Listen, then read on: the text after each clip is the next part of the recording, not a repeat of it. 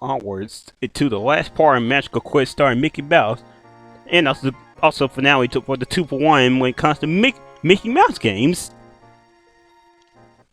Into Snowy Valley. Prepare yourself, guys. We're not about to spoil this right now. We're only gonna be here for 2 minutes. 2 minutes. Snowy Valley is this game breathable level. I'm starting seeing with a running game when it comes to a lot of old school games that the second to last level is either what people consider the hardest level of the game or the breather level. And with the fact we're only going to be here for 2 minutes, I guess you know where this falls into. Which is kind of bad too, because I should write Snowy Valley's music. It's nice, calm to the ears, and reminds me of winter. Speaking of which, it feels like winter where I'm at right now. So if it's with the mood at least. Anyway, welcome to 5-2, where we got this little ice snowboarding session, which ain't nothing really to worry about as long as you ride when the game tells you to, or jump off, or avoid at all costs and just platform regularly. Even though there are some areas where you do have to ride because Beacon don't have that high of a jump. And with that said, it's time for 5-3. And look at that, why are we at the boss of this area? A minute and a half in. Just gotta whip out that magic suit. I'm trying to hit him with the magic, which I think I do right there. So this Pete is snowboarding. Pete is nothing to worry about in my opinion, as long as you have the magic suit, and like me, are pretty much equipped when it comes to hearts. I do try my best to try to get as much hearts as I can because I like to feel power before I go to a different area. And you know, with the magic suit in hand, I definitely feel power. And with 6 hearts in total, I am almost invisible. And with that said, that's the end of Snowy Valley. Why was that stage 5? I guess they wanted that to be the breather level because we're about to head into the last level right now. A castle in the mist. We're here. It's time for Pete's Castle. But before we go into Pete's Castle, time for a little cutscene.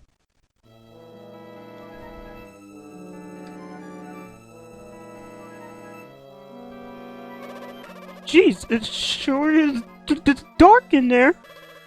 Maybe this isn't the right Emperor's Castle after all.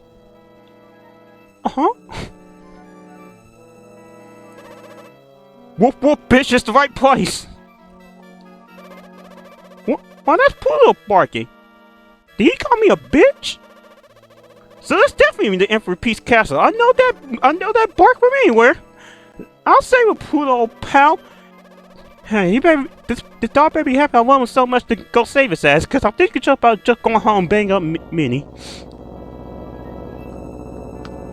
That's right, this was the day before I was G-rated, folks. And now it's time for Pete's Castle. Last stage of the game, folks.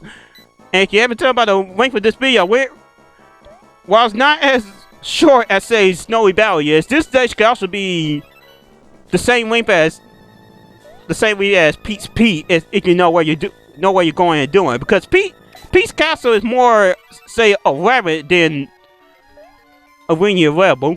You know, it adds to more replayability when it comes to the level itself.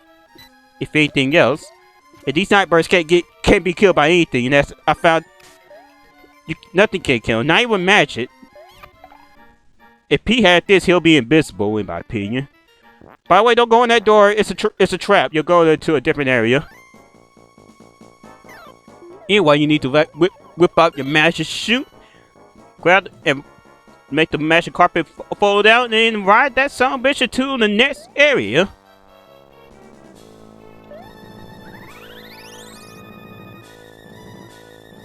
That's actually a nice background for the outside Pete's Castle. I may say. I find what's more appealing than this, even though this is supposed to look more, say, like a dungeon sort, which works because that's fucking spikes everywhere. Mega Man's worst nightmare. Could you imagine Mega Man going for this area if he didn't have Rush Coil? And what I mean by Rush Coil, I mean Mega Man 3's Rush Coil. And for those thinking I'm off topic, remember folks, this is a Capcom game. You know, before the day Capcom became shit when it came to how their business was and how their business strategy are unfolding. Like for example, we would DLC on the disc copy of a game. Why did they do that? I don't know why. These were peaceful and great days for Capcom. After that long and pointless carpet session, we're on to the next area. 6-3. No, I was trying to transform. I think I'm trying to go up there. And I can't. Well, onwards to the more of the level. Yeah, Peach Castle is not really that damn hard. All you have to do is just worry about traversing to the end, knowing how to use the outfits. I could swear I just had a strange vision. I think I died doing that vision. Nah, I didn't die. Anyway, so it's an issue with Fun Family because these cannons, you can actually trick the cannons to make sure they're on fire by staying far away as moment as possible. I guess they can't. I guess they're not farsighted and can't see Mickey all the way on the wall of the area. Hey, Pete's finest, ladies and gentlemen, or at least when it comes to this game. And now, welcome to the last main part area of the entire game. If you end up taking a long path, you'll have to face off against a mini boss, which is not as bad as it sounds due to the fact you should be fully equipped at this point if you've been following what I've been doing throughout this entire game. And you're about to be even more equipped because I'm about to show you where this level's heart container is at. Right there. Now I have 7. The game just asked me to be even more reckless than I was before. And this pretty much showing you what happens if you take the wrong door. If you take the door on the left, which is right next to the heart container, you'll have to face off against this guy from Dark Force. And you know, just like last time, just whip out the Master Terminal and just put on the sleep.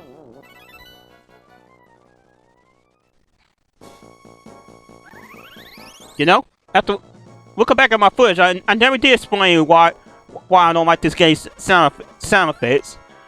Some of them are arcade, like for example, wherever Mickey has to switch outfits and the sounds of other things, but there are those sound effects which make no fucking sense of being in the game. Like for example,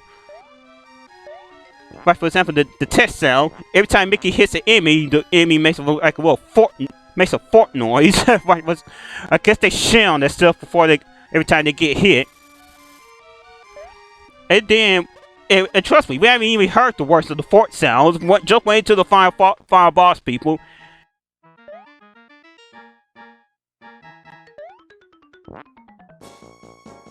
By the way, always take the left door, not the right door.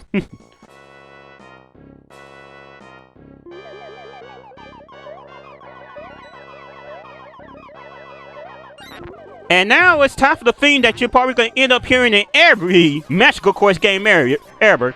Right here's the final boss music, and the second one is going to be the one of the game's main boss's music, and then Magical Quest 3 it's the boss music.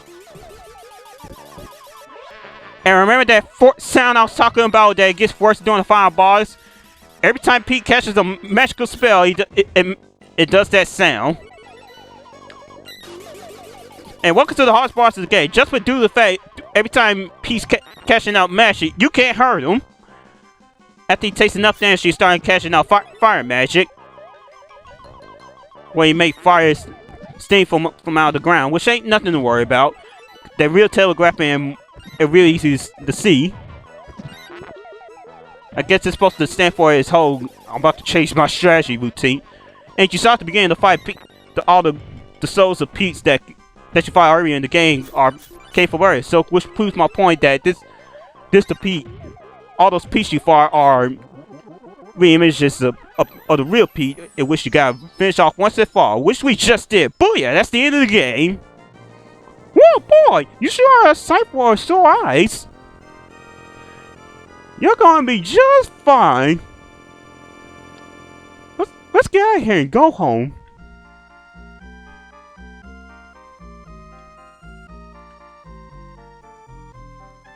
Nah, Pluto, come out! That tickles! Pluto, stop! What the? It was all a dream. I know. Great, it's the Mad Doctor all over again. I can't do it, darn boys. Never mind. Oh man. Speaking of which, where has been Donald throughout the entire game? We saw Goofy in like stage 4. He was trying to find Pluto, and he couldn't climb the mountain. But Donald just straight up like disappeared and never to be seen again. I guess he was like, you guys don't need my help. I'll just go home. Yeah, sound more like Toad than Donald. Yeah, I can't do a Donald voice. One of the few voices I can't try to imitate. Which also brings up another theory that many people have said that this entire game was a dream. Remember that ball Mickey got hit at the beginning of the game? Some people theorize that Mickey actually got hit in the head by that ball and ended up being knocked out. As Don found out, they ended up finding the ball. So Mickey may have been knocked out for the entire game, just reimagined everything that happened during the opening cutscene from what happened. That's my fair theory, at least. Meanwhile, that's the end of Magical Quest starring Mickey Mouse. Definitely a great game. Some people may find it better than Mickey Man or the Elusive game, or at least I find it better than Elusive games. One, this game's problem is, one, it is short. It's real short for the time it came out, when the games were trying their best to become a little bit more longer. And then when it comes to this game's difficulty, never play this game on easy mode, because this game is way too fucking easy on easy mode. Well, even the Master Quest games are way too easy on easy mode. And when it comes to your first playthrough, play it on the normal difficulty. If you're able to be on the normal difficulty, play on hard difficulty. If you're able to be on hard difficulty, you have to completely beat in Magical Quest. And this is saying much, because I actually think this is the hardest of out of all the Magical Quest games. Just due to the fact it's one player long, even though at the beginning you saw it's a 2-player game. But when it comes to that said 2 players, it's like Mario Bros. In which you gotta alternate between players. You switch back and forth with your player anytime you die. Similar to the original Mario Brothers. And when it comes to the second and third one, the game actually has co-op, which really reduces the game's difficulty. Where you can play at the same time, and anytime you die, you just come back from where you died at. Yeah, co-op before co-op. But anyway, that with the end of Magical Quest starring Mickey Mouse, which a game in which I don't think is better than Mickey Mania, by the way. This actually not my favorite Magical Quest game. That goes to the next Magical Quest game we do for the channel, in which we'll do it next year. Yeah, next year would be perfect. Next year we'll do the Great Circus Mystery starring Mickey and Minnie. On which one? Which version you want us to do? This the Sega Genesis version and the Super Nintendo version. Yes, there's the Game Boy Advance version, but we're not gonna do that. We want to do it on the console version. So this way you guys buy in. Which one? Sega Genesis or Super Nintendo? And also, here's another question: who do you want to see do the game? Do you want to see Muy Macho handle his favorite Magical Quest game, or do you want to see the likes of say J. My Troy or Willie handle the game as I backseat their way to victory? Because I pretty much know Great Circus Mystery by heart compared to the first one. I think the first one is the one I played the least, actually. No, wait. I played the third one the least. But I remember the third one more than I say to do the first one. Let's just say I think Magical Quest series gameplay-wise become more and more better as the series goes on. But difficulty-wise, it goes down more and more with each game. The Magical Quests are not a game that you play for its challenge, honestly. You play for its gameplay, the outfit, and in some areas the music, because the Magical Quest game does have great music. If you're playing it on a console version, don't play on the Game Boy Advance version. Even though it's not push it as much, but similar to the whole don't play Mickey Mouse Super Nintendo version, you have no reason to play the Magical Quest games on the Game Boy Advance version. I wish you really want to play as many in the first Magical Quest game. Anyway, after what? I think we paused this game for like 2 fucking months at this point. No more delays, no more hiatus. This Friday, we are finally starting The Legend of Zelda. We have it recorded and everything. It will start this Friday. We can promise you that. Now let's decide to offer our idea to start playing doing Halo after the Sun Zero Gravity. We may be going 8-bit for a while, actually. But that's another story. Anyway, the next time we meet up on the Monday, Wednesday, Friday, sign up. Legend of Zelda finally starts. Until then, I'm John of HardHeaded Gaming. See you Friday for Legend of Zelda. We shall be live and in charge. HardHeaded is back, bitches.